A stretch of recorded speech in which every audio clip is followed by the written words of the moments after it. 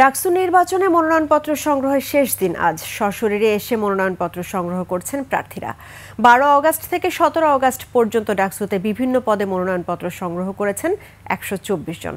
VP পদে 18 জন, GS পদে 2 জন, AGS পদে 5 জন, সম্পাদক পদে 44 জন এবং সদস্য পদে 55 জন মনোনয়নপত্র নিয়েছেন। তাদের মধ্যে মনোনয়ন জমা দিয়েছেন 38 জন। মনোনয়নপত্র জমা দেওয়ার শেষ তারিখ 19 অগস্ট বেলা 3টা। যাচাই বাছাই শেষে 21 অগস্ট বেলা 1টায় চূড়ান্ত প্রার্থী তালিকা প্রকাশ করা হবে। এরই মধ্যে ডাকসু এবং হল সংসদ নির্বাচনে চূড়ান্ত ভোটের তালিকা প্রকাশ করেছে বিশ্ববিদ্যালয় প্রশাসন। খসড়া ভোটার তালিকা থেকে চূড়ান্ত ভোটার তালিকায় বাদ পড়েছেন 157 জন। চূড়ান্ত তালিকায় মোট ভোটার 39,775 জন। এর মধ্যে ছাত্র ভোটার 20,871 জন ও ছাত্রী ভোটার 18,902 জন। ঢাকা বিশ্ববিদ্যালয়ের সর্বশেষ ডাকসু নির্বাচন হয়েছিল 2019 সালে।